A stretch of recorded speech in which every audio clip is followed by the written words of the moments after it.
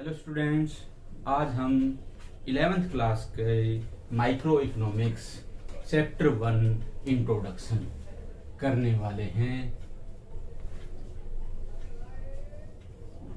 Introduction के अंदर हमारे माइक्रो इकोनॉमिक्स के जो बेसिक कॉन्सेप्ट्स हैं वो आएंगे और उनके अंदर सबसे पहले हम बात करते हैं जो कि हमारी बुक है माइक्रो इकोनॉमिक्स। तो micro, what is micro economics?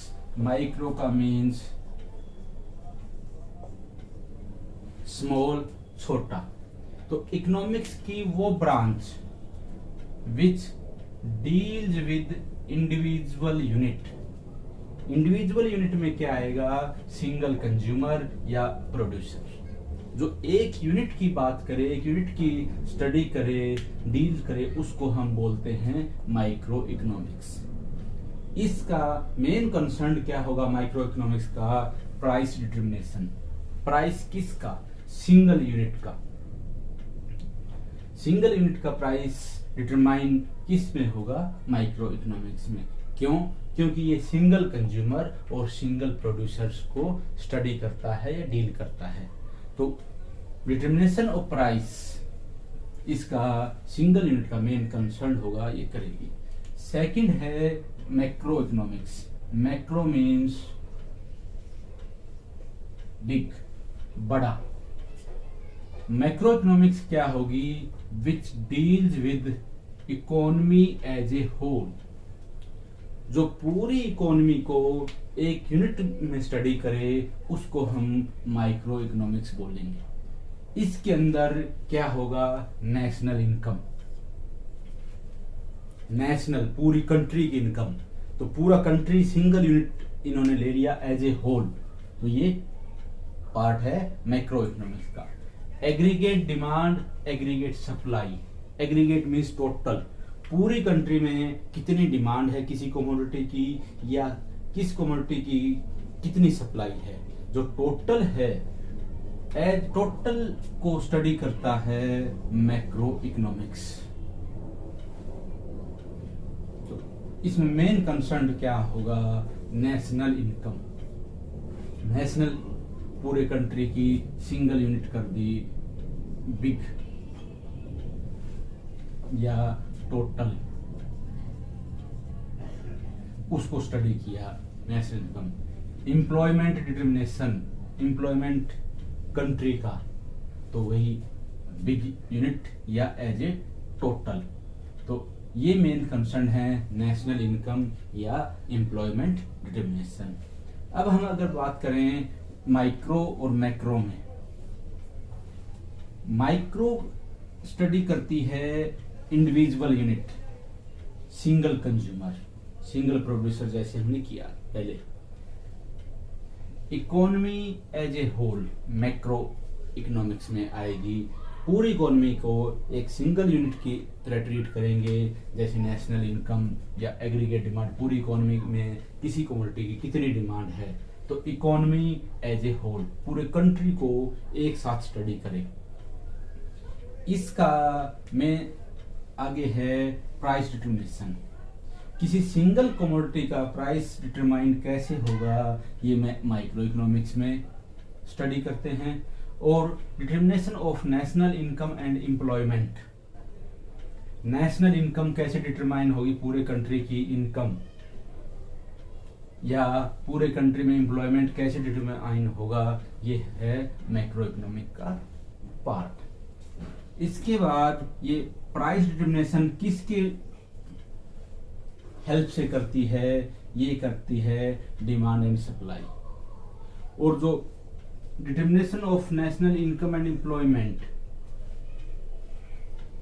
ये डिटरमाइन करती है aggregate demand and aggregate supply की हेल्प से।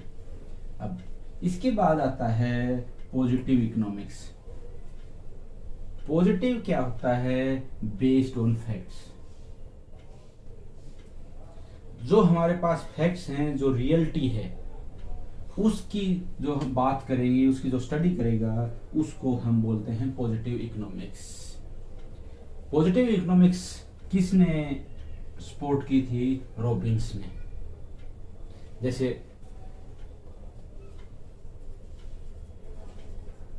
डिमांड राइज या फॉल करती है किसकी बेस पर? प्राइस। तो फैक्ट है, प्राइस अगर हमारा राइज हो रहा है तो डिमांड कम होगी, अगर प्राइस फॉल कर रहा है तो डिमांड राइज करेगी। तो जो फैक्ट्स हैं उसके बेस पर अगर हम जो स्टडी करेंगे उसको हम बोलते हैं पॉजिटिव इकोनॉमिक्स। और नॉर्मेटिव इकोनॉमिक्स इसके बाद है, वो है व्हाट ought टू बी, क्या होना चाहिए। ये किसने दी थी? मार्शल इसका सपोर्टर था, इकोनॉमिस्ट, जो व्हाट ought टू बी, क्या होना चाहिए। ये फैक्ट्स को स्टडी नहीं करती, ये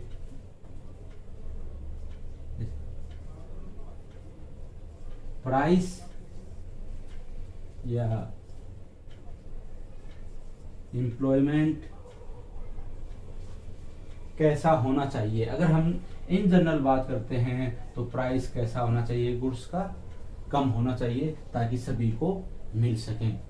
एम्प्लॉयमेंट कैसा होना चाहिए, हाई होना चाहिए, हर किसी को एम्प्लॉयमेंट मिले, अर्निंग हो। तो और ये जो सोशल वेलफेयर है,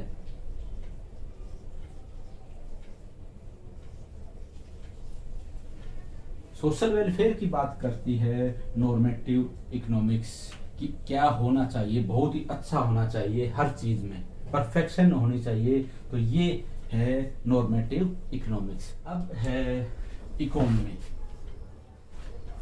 इकोनॉमी क्या है? Economy is a system that provides people the means of work and earn living. कोई सिस्टम जो लोगों को काम करने का और लिविंग अर्न करने का जो मीन्स प्रोवाइड करे, उस सिस्टम को हम बोलते हैं इकोनॉमी। अब इकोनॉमी क्या होगा? With in the geographical area होगा। जोग्राफिकल एरिया कैसे? जैसे हम बात करते हैं इंडियन इकोनॉमी, यूएस इकोनॉमी, कोई भी बात इकोनॉमी आएगी तो कंट्री के साथ होती है। कभी ये नहीं देखा होगा Indian US economy, half US economy. तो एक कंट्री की जो हम बोलते हैं इकोनॉमी, इंडियन इकोनॉमी। तो इंडियन इकोनॉमी का क्या है कि जो हमारी कंट्री की जो बाउंड्री है, उस बाउंड्री के अंदर जो भी सिस्टम है, means of work and earning a living, उस सिस्टम को हम इंडियन इकोनॉमी बोलते हैं। अगर हम यूएस इकोनॉमी की बात करते हैं तो यूएस इकोनॉमी का जो सिस्टम है with in geographical area, US के बाउंड्री के अंदर, इंडिया की बाउंड्री के अंदर जो पूरा सिस्टम है, जो कि हमें काम करने की और लिविंग अर्न करने की जो मीन्स प्रोवाइड करता है, उसको हम इकोनॉमी बोलते हैं। इकोनॉमी की आगे टाइप्स हैं। फर्स्ट है मार्केट इकोनॉमी। मार्केट इकोनॉमी क्या होगी? जहां resources are owned and operated by individuals और प्राइवेट सेक्टर, कि जहां पर जो रिसोर्सेज हैं वो उनके मालिक भी, और जो ऑपरेट यूज करते हैं, चलाते हैं, वो भी इंडिविजुअल होते हैं, प्राइवेट होते हैं। उसको हम बोलते हैं मार्केट इकोनॉमी। कि जितने भी साधन हैं, चाहे एरोप्लेन है, चाहे बस है, चाहे फैक्ट्रीज हैं, कुछ भी हैं, सारी operated and owned by individuals, private. इसमें मेन ऑब्जेक्टिव क्या होता है? Profit earning. कोई भी अगर हम काम स्टार्ट करते हैं तो हमारा मेन मोटिव क्या होगा कि जो हम काम स्टार्ट किया है, बिजनेस स्टार्ट किया है, उससे हमें प्रॉफिट हो, हमें मतलब मुझे हो, इंडिविजुअल को हो।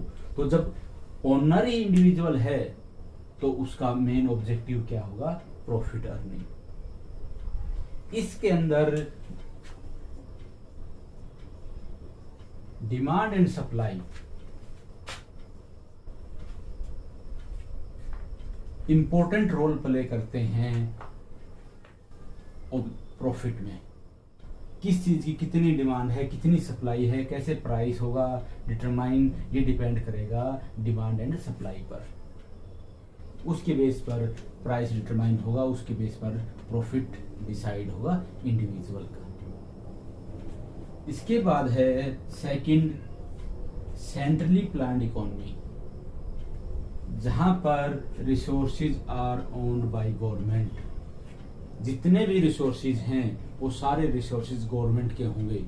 इंडिविजुअल का अगर मैं बात करूं कि ये गाड़ी, ये व्हीकल, ये फैक्ट्री मेरी है, उसमें इंडिविजुअल का कुछ नहीं होता।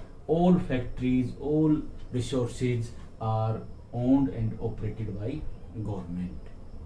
इसका जो यूएसएसआर था, अब जो अलग कंट्रीज में डिवाइड हो गया है, रसिया, उज्बेकिस्तान, ये बहुत सारे जो कंट्रीज पहले यूएसएसआर था, वो हमारा सेंट्रली प्लान्ड इकोनॉमी था।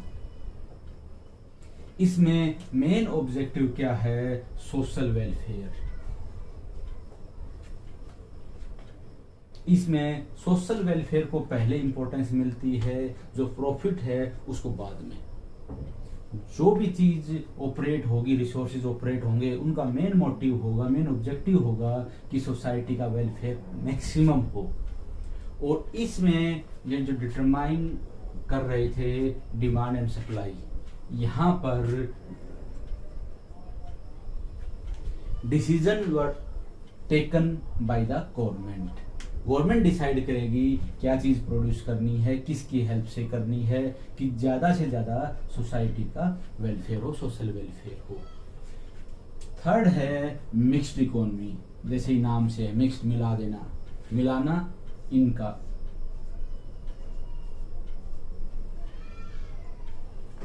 Both market economy and central planned economy, जो दोनों का मिक्सचर होगा उसको हम बोलते हैं मार्केट मिक्स्ड इकोनॉमी। अब मार्केट इकोनॉमी में क्या था? इसको कैपिटलिस्ट भी बोलते हैं,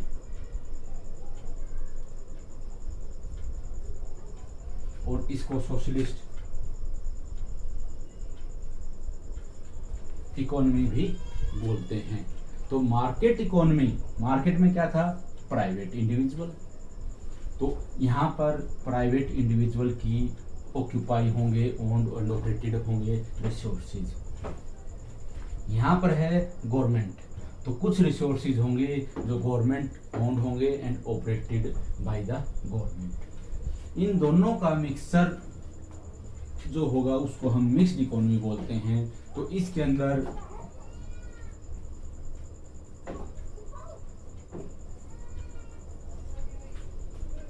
डिमांड एंड सप्लाई भी अपना रोल प्ले करते हैं और गवर्नमेंट भी रोल प्ले करती है।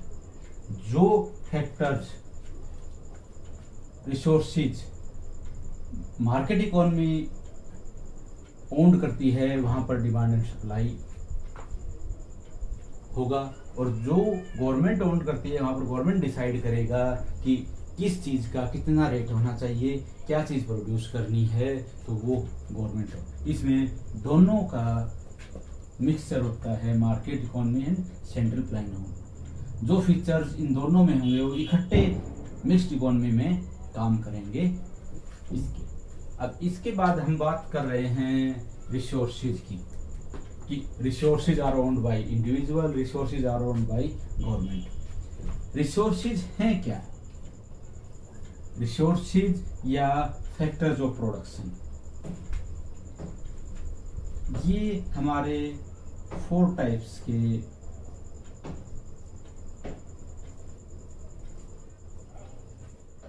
होते हैं, फैक्टर्स ऑफ प्रोडक्शन या रिसोर्सेज। सबसे पहला है लैंड। लैंड में क्या है? जो हमें नेचर से फ्री ऑफ कॉस्ट मिलता है।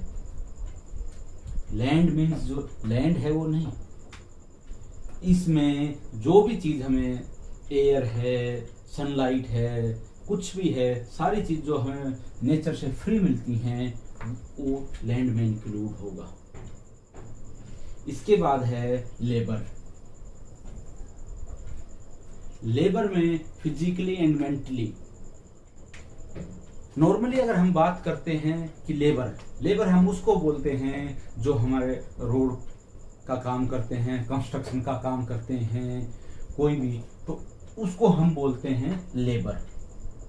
लेकिन इकोनॉमिक्स में लेबर का मतलब है कोई भी आदमी जो फिजिकली, जो मैंने अभी 2 एग्जांपल दिए हैं कि जो रोड कंस्ट्रक्शन कर रहा है या हाउस कंस्ट्रक्शन कर रहा है, उसको हम लेबर बोलते हैं, वो फिजिकली काम कर रहा है। एंड मेंटली, तो ये दोनों, मेंटली में क्या आएगा, मेंटली में अगर हम बात करते हैं तो अगर कोई बैंक मैनेजर है, वो मेंटली काम कर रहा है, या मैं आप पढ़ा रहा हूं तो ये मेंटली काम कर रहा हूं, फिजिकली कुछ नहीं कर रहा।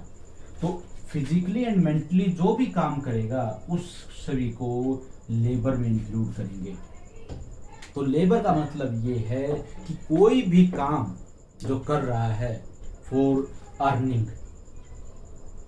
उसको हम लेबर बोलते हैं। वो कोई भी कितना ही बड़ा काम हो, मतलब कितने ही रुपए बड़े अर्निंग करता हो, जैसे मैंने एग्जांपल दिया मैनेजर का, और चाहे कितना ही छोटा काम कर रहा हो कि हमें 100 रुपये डेली मिलते हैं या हमें लाखों रुपए मंथली मिलते हैं, कोई भी फिजिकली और मेंटली जो काम करेगा उसको हम लेबर में इंक्लूड करेंगे। इसके बाद है थर्ड कैपिटल।